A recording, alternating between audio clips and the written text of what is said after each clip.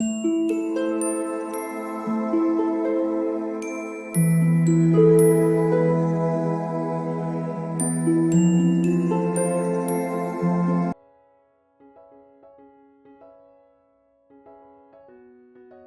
All of you, welcome back to my channel. मैं आज आप लोगों के लिए लेकर आ चुकी हूँ एक कलेक्टिव रीडिंग, जिसका टॉपिक रहने वाला है कि ईश्वर आपको क्या संदेश देना चाहते हैं, यानी डिवाइन आपको क्या गाइड करना चाहते हैं, डिवाइन आपको क्या मैसेज देना चाहते हैं।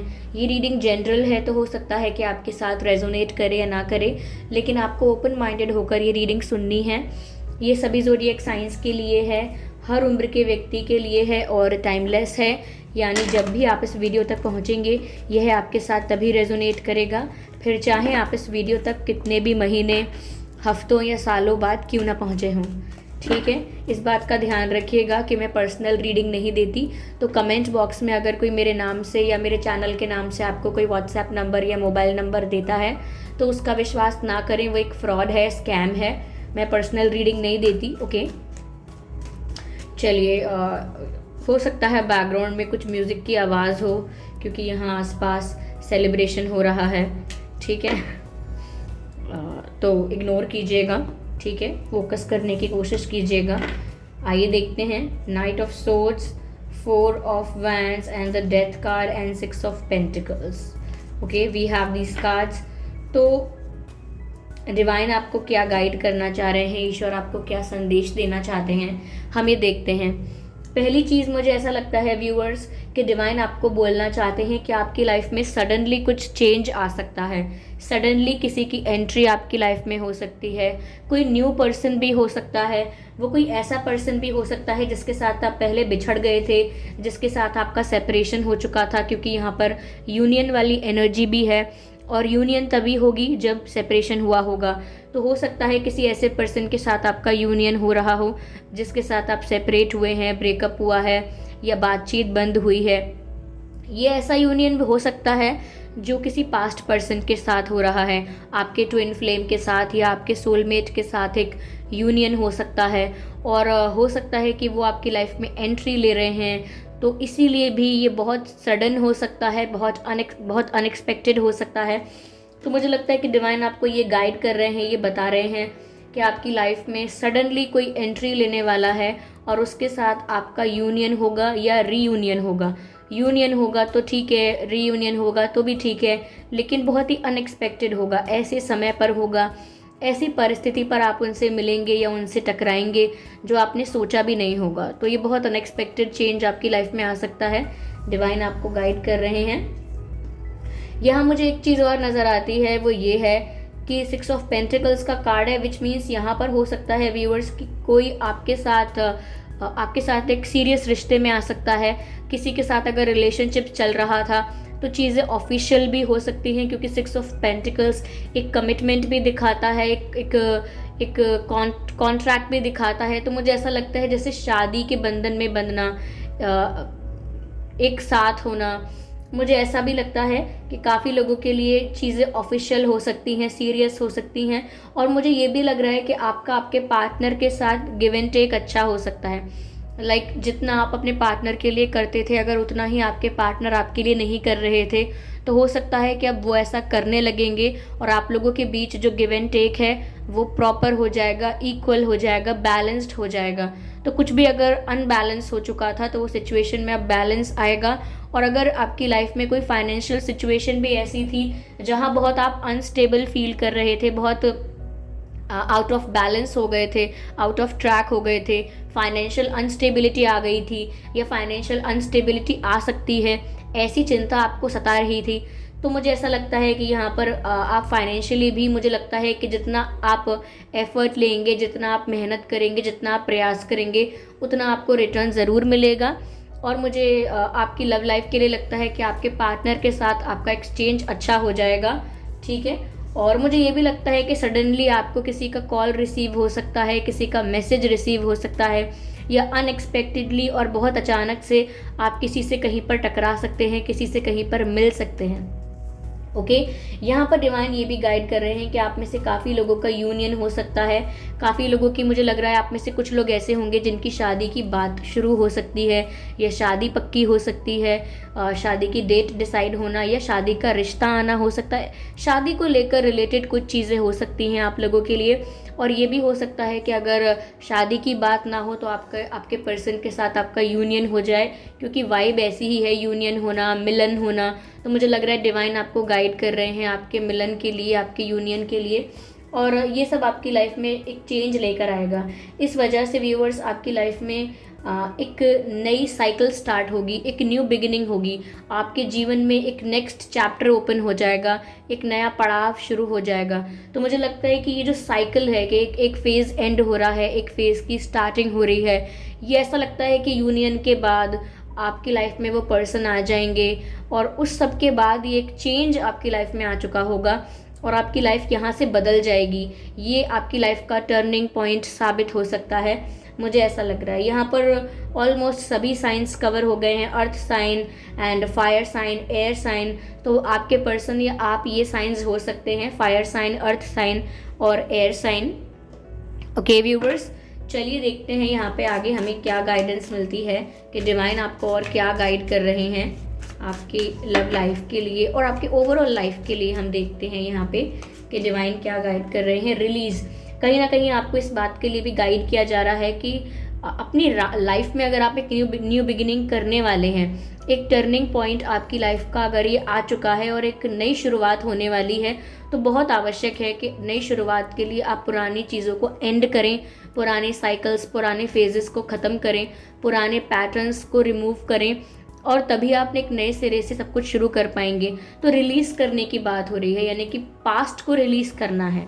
जो पास्ट पेनफुल है, नहीं है, कितना भी ट्रॉमेटाइज्ड था या कितना भी पेनफुल था, इजी नहीं है अगर भूलना, तो भी यहाँ पर आपको अपने पास्ट को रिलीज़ करना है। अगर पास्ट में कोई ऐसा टॉक्सिक रिलेशन था या आपका चाइल्डहुड अच्छा नहीं गया है, बचपन अच्छा नहीं बीता है, कोई भी दुख मिला हुआ आपको, लेकिन आप उस दुख को कैरी कर कर एक नई शुरुआत नहीं कर पाएंगे, तो डिवाइन आपको ये गाइड कर रहे हैं कि जो भी पेन है आपके दिल में, जो भी बर्डन है आपके दिल में, उसे आप रिलीज़ कर दें। ये आपके लिए अच्छा होगा, आपकी हीलिंग के लिए आसान होगा ये। ओके, आपकी हीलिंग आसानी से होगी अगर आप अपने पेन को रिलीज़ करने के लिए स्वयं तैयार हो जाते हैं। ओके, स्वयं सज्ज हो जाते हैं। यहाँ पर ऐसा लग रहा है व्यूअर्स कि मुझे लग रहा है अगर कोई आपसे माफ़ी मांगने आता है या आया है या आगे आ सकता है, तो आप उसे माफ़ कर दीजिएगा।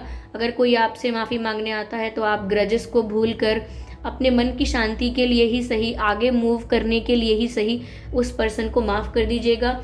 और यहाँ पर एक बहुत आवश्यक मैसेज जो आपको मिलना चाहिए वो ये भी है कि आपको भी माफ़ी मांग लेनी चाहिए। जिस किसी को आपने हर्ट किया है, चाहे इंटेंशनली किया था या अनइंटेंशनली, अनजाने में कोई आपसे हर्ट हो गया, आपका इरादा नहीं था, तो भी आप उनसे माफ़ी मांग लीजिए। ओके, और माफ़ी मांगने से शर्माइएगा मत, माफ़ी मांग लीजिए, चाहे आपके बड़े हैं, आपके फ्रेंड्स हैं या कोई और लोग हैं जिनको आपने अनजाने में या जान के हर्ट किया था। और अगर आपको ऐसा कोई याद नहीं आता जिसको आपने हर्ट किया हो कभी, तो फिर आप इस यूनिवर्स की सभी सोल्स से माफ़ी मांग लीजिए कि I am sorry to all the souls in the universe जिनको मैंने इस लाइफ में या पास्ट लाइफ में कभी जाने में या अनजाने में हर्ट किया हो, तो मैं उनसे सॉरी बोलना चाहता हूँ, माफ़ी मांगना चाहती हूँ। इससे क्या होगा कि आपने तो अपना पेन रिलीज़ कर दिया। यहाँ पर आपके पेन रिलीज़ होने की बात हो रही थी, आपका पास्ट रिलीज़ होने की बात हो रही थी, बर्डन और ग्रजेस को रिलीज़ करने की हम बात कर रहे थे। वहीं पर अगर आप दूसरों से माफ़ी मांग लेंगे, सभी से माफ़ी मांग लेंगे इनफैक्ट, तो ऐसा लगेगा जैसे आपने भी सबको माफ़ कर दिया है और सब भी अब आपको माफ़ कर रहे हैं। तो एक नई शुरुआत करने के लिए, एक न्यू बिगिनिंग करने के लिए इससे अच्छी अपॉर्चुनिटी, इससे अच्छा चांस और इससे अच्छा अवसर और क्या ही मिलेगा। जब सब कुछ सेटल हो जाए, जिनको माफ़ करना है हम उन्हें माफ़ कर दें, जिनसे हमें माफ़ी मांगनी है हम उनसे भी माफ़ी मांग लें और सब कुछ क्लियर करके आगे बढ़ें। That's so beautiful. तो डिवाइन आपको एक अच्छी डायरेक्शन में गाइड कर रहे हैं, एक पॉजिटिव डायरेक्शन में गाइड कर रहे हैं। ये म्यूज़िक काफ़ी लाउड होता जा रहा है। चलिए देखते हैं आगे क्या मैसेज है यहाँ पर, डिवाइन आपको और क्या गाइड कर रहे हैं। ओके, यस, मुझे ऐसा लगता है व्यूअर्स की गिल्ट की बात है। ये जो बात आ रही है ना, ये बात जो आ रही है रिलीज़, फॉरगिवनेस एंड गिल्ट, ये सब इसीलिए यहाँ पर आ रहा है कि कुछ ऐसा है जिसको लेकर आप भी गिल्टी हो सकते हैं, कुछ ऐसा है जिसको लेकर शायद आप भी पछता रहे हैं, रिग्रेट हो सकता है, किसी बात का कोई गिल्ट भी हो सकता है कि आपसे ऐसा कैसे हो गया, आपने ऐसा कैसे बोल दिया, कुछ कर चुके हैं आप गुस्से में या इम्पल्सिव होकर या इमोशनल होकर, कुछ आपने किसी को ऐसा बोला, कुछ ऐसा किया जिसकी वजह से आपको अच्छा नहीं लगता है, लेकिन अब आप क्या करें। तो मुझे लगता है कि आपको भी ये जो सॉरी बोलने वाली चीज़ है ये करनी चाहिए। जिसके लिए आपको याद आता है कि इसका दिल दुखाया है मैंने, उससे माफ़ी ज़रूर मांग लीजिएगा। क्योंकि कहते हैं ना, किसी की बददुआ लेकर, किसी की नेगेटिविटी लेकर, किसी का किसी ने आपके लिए अगर गुस्से में सोचा है, बुरा सोचा है, तो वो कैरी कर आगे नहीं जाना चाहिए, सेटल कर लेना चाहिए। तो मुझे लगता है कि अगर आपने कुछ किसी के लिए कुछ सोचा भी था गलत किसी भी तरह से, तो आप ज़रूर अपने गलती को मान लीजिएगा, एक्सेप्ट कीजिएगा अपनी मिस्टेक। उसी में खूबसूरती है, उसी में सबकी भलाई है, ऐसा यहाँ पर लगता है। ओके,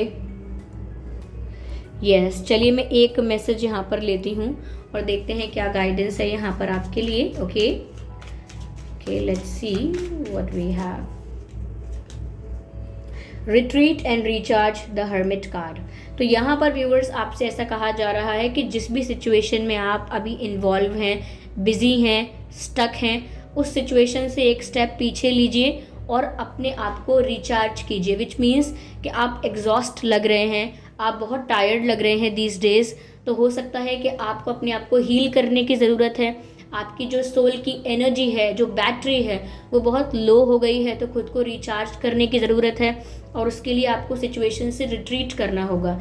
जैसे हम कोई अगर मैच खेल रहे हैं, सपोज़ बास्केटबॉल मैच खेल रहे हैं, तो वहाँ पर अगर आप बहुत थक गए हैं, एग्जॉस्ट हो गए हैं, तो आप वहीं बास्केटबॉल कोर्ट के ऊपर ही वहाँ पर ही रेस्ट नहीं कर सकते। अगर आपको सच में रेस्ट चाहिए, आपको अपनी एनर्जी को रिजुविनेट करना है, रिचार्ज करना है, तो आपको बास्केटबॉल कोर्ट के बाहर आकर ही रेस्ट करना होगा। बस उसी तरीके से जिस परिस्थिति में अभी आप हैं, वहाँ पर आप कितना भी अच्छा परफॉर्म कर रहे हैं, कितने भी एग्जॉस्ट हो गए हैं, कुछ भी कर रहे हैं, लेकिन अगर आपको अपने आप को रिचार्ज करना है, हील करना है, तो उस सिचुएशन से बाहर आना होगा। तो थोड़ा उस सिचुएशन से एक स्टेप पीछे लीजिए, खुद को रिचार्ज कीजिए, and then you are ready for this world again. Okay, यहाँ पर ऐसा मैसेज है। चलिए एक कार्ड और लेते हैं and then we are done.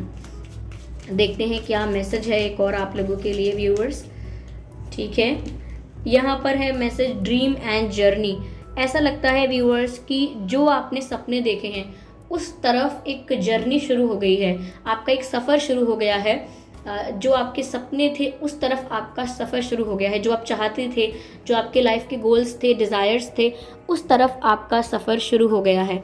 यहाँ पर ऐसा भी लगता है कि आपके सपने में भी काफ़ी इंट्यूटिव मैसेजेस आपको मिलते होंगे उन बातों को लेकर जो फ्यूचर में हो सकती हैं आपके साथ। तो आपको जो भी इंट्यूटिव मैसेजेस मिल रहे हैं उनको ध्यान में रखिएगा। ओके, तो ये थी रीडिंग। आई होप ये रीडिंग आप लोगों के लिए अच्छी रही है, हेल्पफुल रही है। इस रीडिंग ने आपको गाइड किया है।